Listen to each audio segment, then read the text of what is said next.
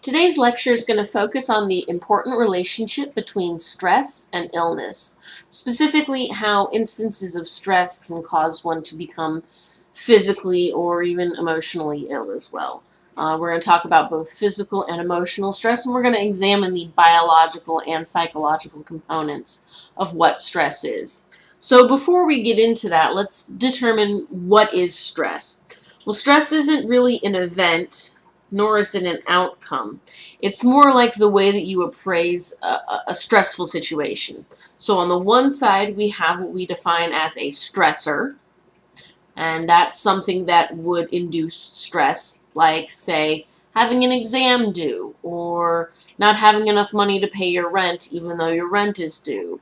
So it's often deadline focused, but it doesn't have to be. Stress can be, the stressor can be many different things. It can be things as simple as just being agitated by the fact that you have to ride on the subway with so many people.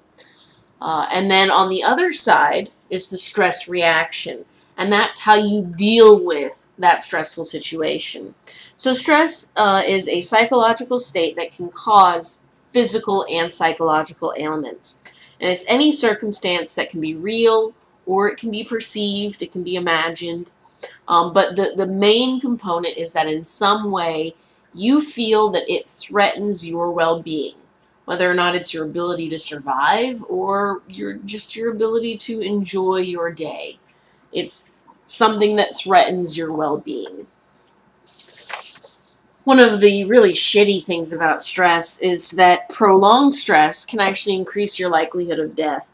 Just a mere 100 years ago, these percentages look nothing like this. We're actually having, we're killing ourselves with stress.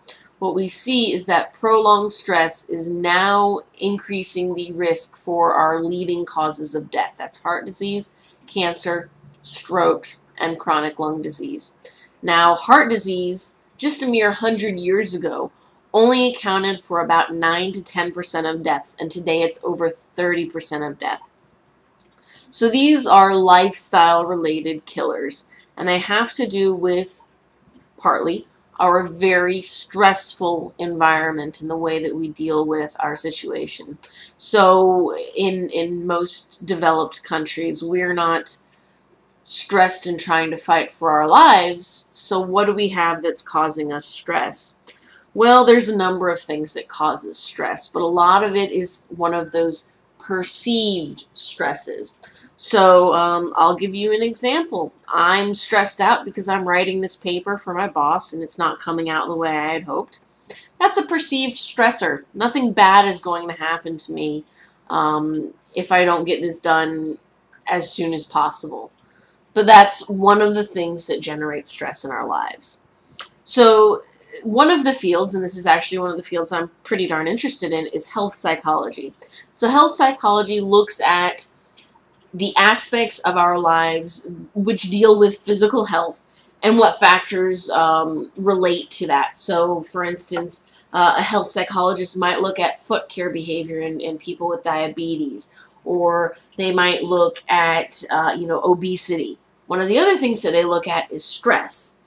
And so they often ask questions like, how do the emotions or the personality traits influence someone's risk of disease? What attitudes and behaviors prevent the illness and promote well-being? What about our perceptions determine what we decide is a stressful event? And then lastly, and this is probably the most important one, what can we do to reduce or control stress? And I'm just going to throw this out there. I actually work in one of the health psychology fields where we're looking at mental hardiness and how that protects against illness, and part of it does relate to stress, in that they are more flexible in dealing with stressful situations, those that are higher in hardiness. So why do we even have stress then? Oh, sorry, let me go back. See, that's what I'm talking about. Heart disease was less than 10% 100 years ago, but now it's over 30%. So just showing that again. So why do we even have stress then? Stress has its adaptive features. It's actually beneficial because what it's doing is it's mobilizing you in a fight or flight style reaction. So, for instance, the stress. I'm gonna go all relevant on you guys. Let's look at the shooting in Aurora, Colorado. So obviously, the people in that theater were experiencing extreme stress because they were being shot at. That's a pretty powerful stressor. Well, it was adaptive in that it mobilized many of those people to respond. Now, they responded differently, absolutely. Some of them ran, some of them hid, but they're both utilizing the same method of fight or flight, right? So those that ran away, they were fleeing, right? Makes sense. But the people that were hiding were also fleeing in a different way. They were ducking down. That was the most practical way that their body perceived for them to flee. So that's an adaptive means for stress. That's why we have stress, because it mobilizes our resources in a way that enables further survival. Unfortunately, part of the reason why we have these health problems that we have right now is because stress is primarily adaptive in short bursts. Stress is not adaptive over an extremely long period of time. So once it becomes prolonged, that's when it starts increasing the risk of illness. And so that's when we see that these stressful events aren't good. So we ask the question in health psychology, how and why does stress influence our immune system? And what we find is we study an interesting phenomenon, immunocompetence.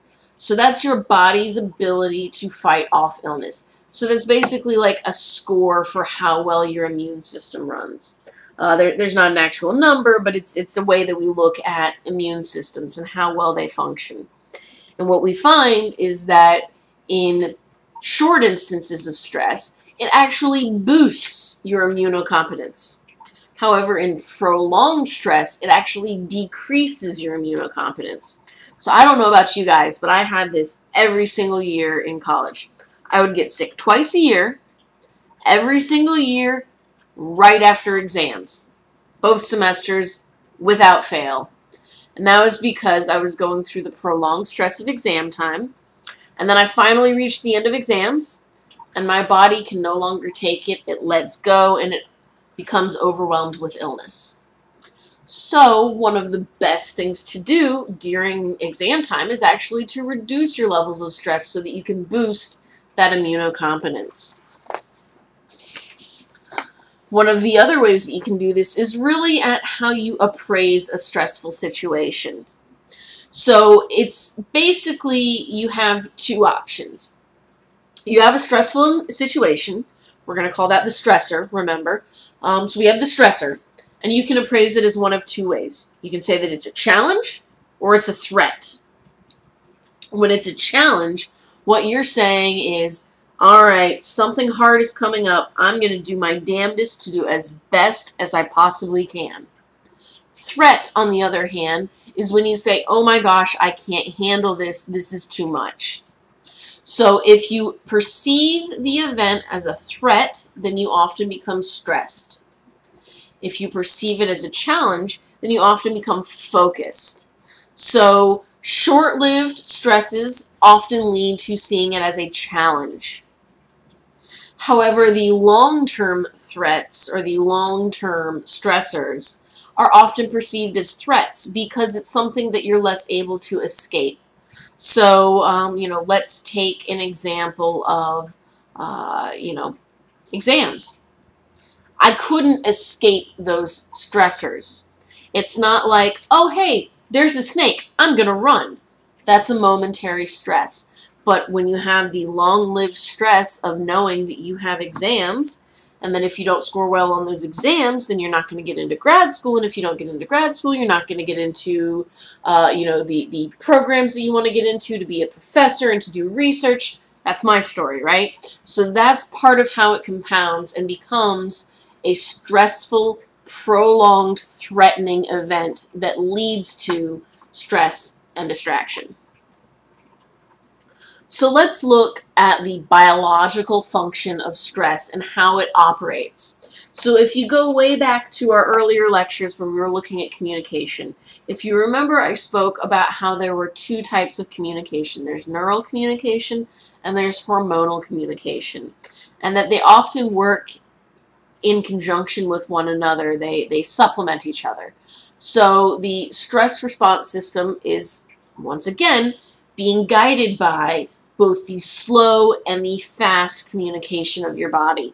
So let's look at the fast communication. Let's look at the release of neurotransmitters and the activation of certain parts of your neural system. Right? So what we see is that whenever you experience stress, you get this fight or flight response marked by the release of epinephrine and norepinephrine. So these are the ones, right, that are going to make you more alert. And by making you more alert, they enable you to get the hell out of Dodge or do whatever it is you need to do to perform better to get over the stressful situation. Now, in addition to that, we also have the stress response from the hormonal system. And what we see here is that the hormonal system releases glucocorticoids. Now, the main one that we look at is cortisol. And cortisol is often identified as the stress hormone. Now, cortisol mostly comes up in our current discussions when we look at being overweight. And this is part of why stress is such a big factor in combating weight loss. If people have a very stressful life, it becomes more difficult for them to lose weight, in large part because they have so much cortisol floating around. So think about it from your body's perspective. Ignoring the modern life, let's look back at our evolutionary ancestors. So we're in a stressful situation.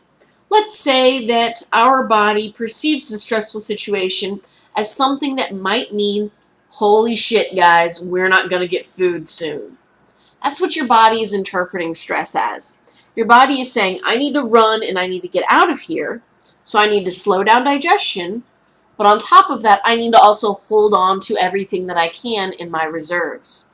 So when you have increased cortisol, that chemical, that hormone, stimulates your body to retain fat.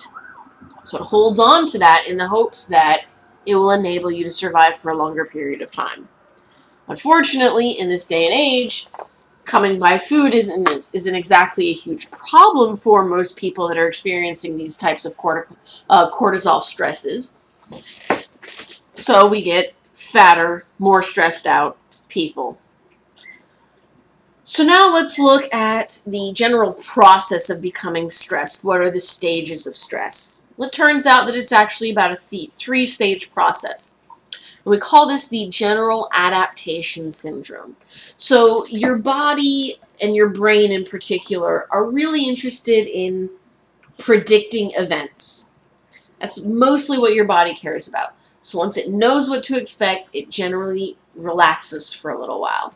So what we get is down here, we get the stressor, right? The stressful event happens.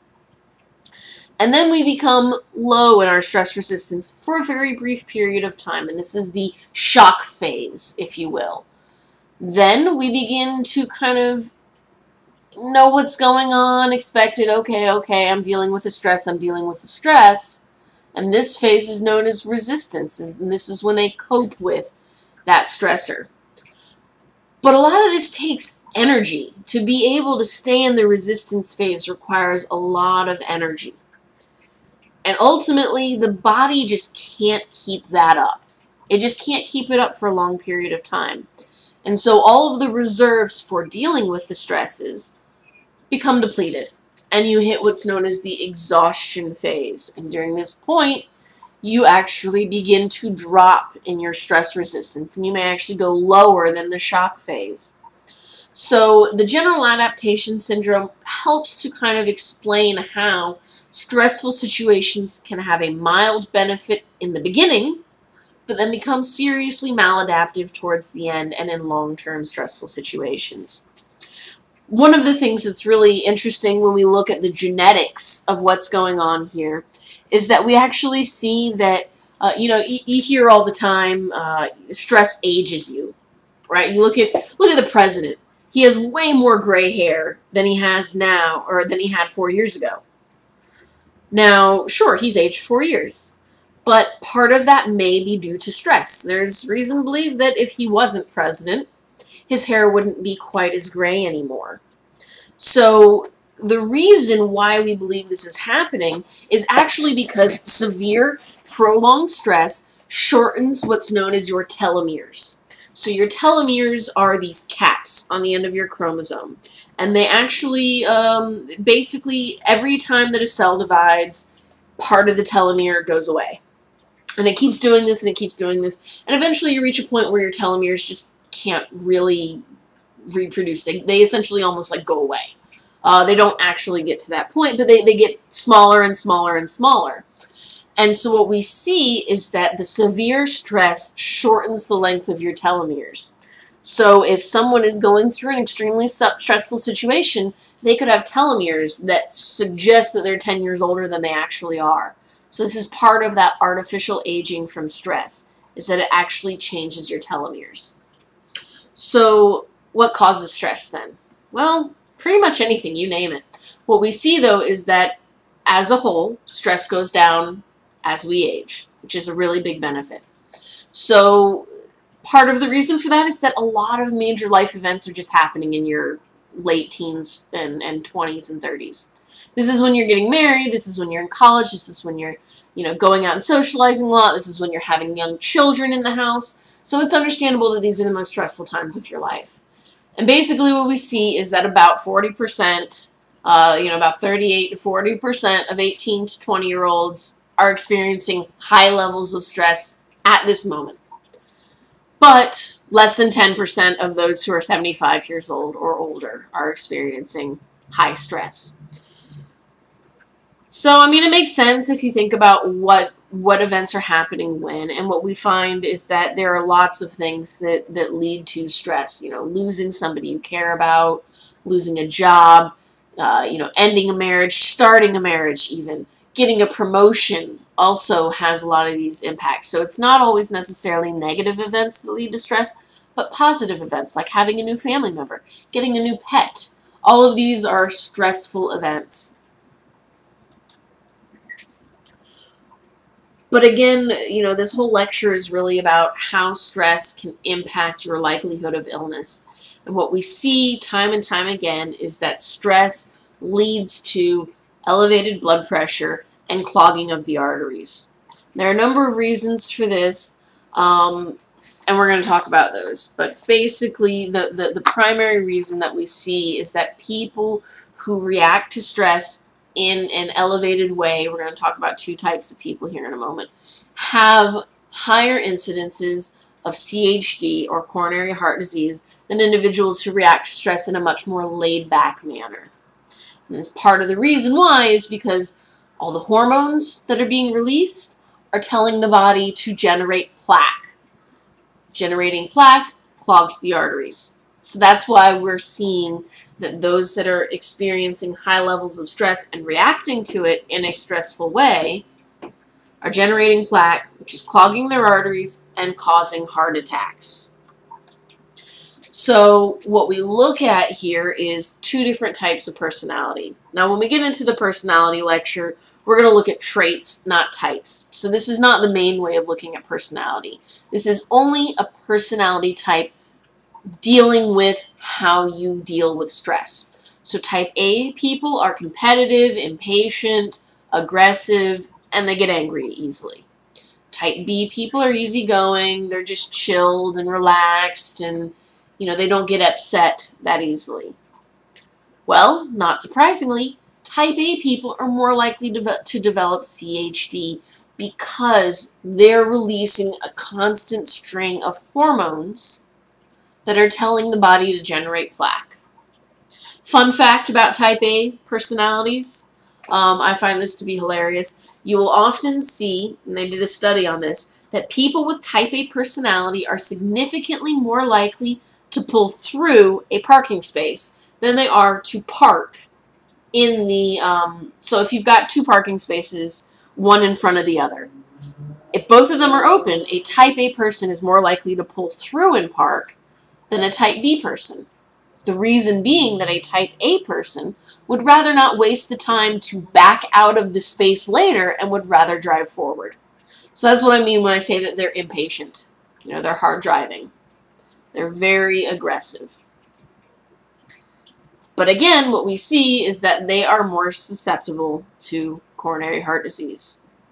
Similarly, your attitude about life can be related to your coronary heart disease because it often deals with how you deal with stress as well. So pessimistic people, people that look at life as, you know, nothing's going to turn out well, everything sucks, these adults are more than twice as likely to develop coronary heart disease than people who are optimists. People who are like, hey, life is good, everything is going to work out. Well, it seems to be that they're right for them.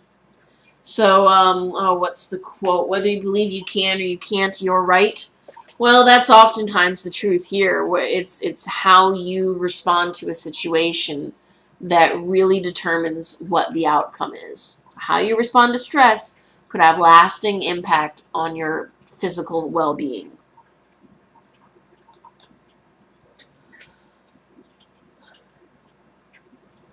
In addition to being susceptible to illness, you're also susceptible to another type of illness, one known as hypochondriasis. Everybody knows a hypochondriac. Someone that misinterprets a normal physical sensation and thinks that now they have a disease. These are the people that WebMD torture. WebMD tortures these people without meaning to. These are the people that get on WebMD and they type in their symptoms and they get all panicked because one of the options is lupus. There are 30 options as to what might be wrong. Could be a sprained ankle, could be joint problems, but no, they center in on that lupus. And that's one of the other outcomes of stress. Not only are you more susceptible to legitimate physical illness, but you may also be more susceptible to mental illnesses, including hypochondriasis or misinterpreting those physical symptoms.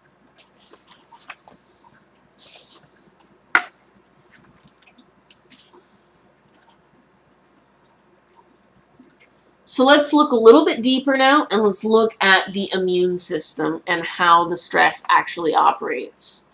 So we have three types of cells that are the most important cells with the immune response. We have B lymphocytes, which are generated in the bone, T lymphocytes, which are generated in the thymus, and these are the ones that attack a lot of bad things, the cancer cells and the viruses. Now the macrophages, these are the guys that are basically sucking up the dirt. So you can see here's a macrophage right here, and it is attacking a little bacteria right here. They're also going to clean up dead blood cells. They're going to just take care of a lot of the cleanup. And what we see is that during stressful situations, the energy is mobilized away from the immune system because it has to deal with getting you out of the stressful situation. So in attempting to get you away from whatever is threatening your well-being, it makes you vulnerable to illnesses. It's not a big deal for short-time stressors like running away from a snake or a tiger.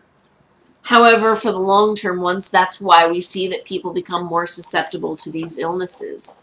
And in fact, what we see is that if we score somebody on their stress index, a measure of how stressed they are, we find that they're more likely to get colds.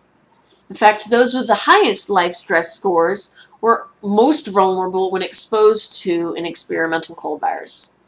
Or rather, just a cold virus that they gave them in an experimental setting. They knew it was possible that they were going to be exposed to it. Now, on the other side of that, when you are relaxed and calm, you heal more quickly. So if you were to get injured in the middle of summer break, you break your ankle, you would heal much more quickly than had you been injured immediately before your exams, right? And that's because you're dealing with the stress which pulls away the resources from your immune system and focuses them to survival. But because of that, you're still susceptible to that illness. Now let's go back to the last lecture that we did. We were looking at conditioning. One of the fun things about the body is that you can condition it to have an immune response as the result of something that would originally have been a neutral response. So, I think I showed this graph last time. You give someone a drug and they have an immune response. Well, if you combine water with the drug, sweetened water with the drug, generates the immune response. Over time, the sweetened water will generate the immune response as well. So this is one possible way that we could begin to combat some viral diseases.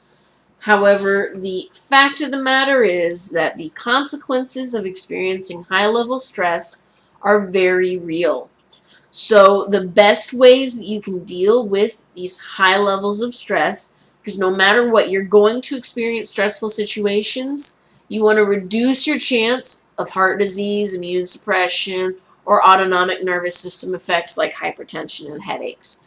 If you want to reduce these, then you need to reduce the way that you perceive stress so that you perceive them not as a threat, but instead as a challenge.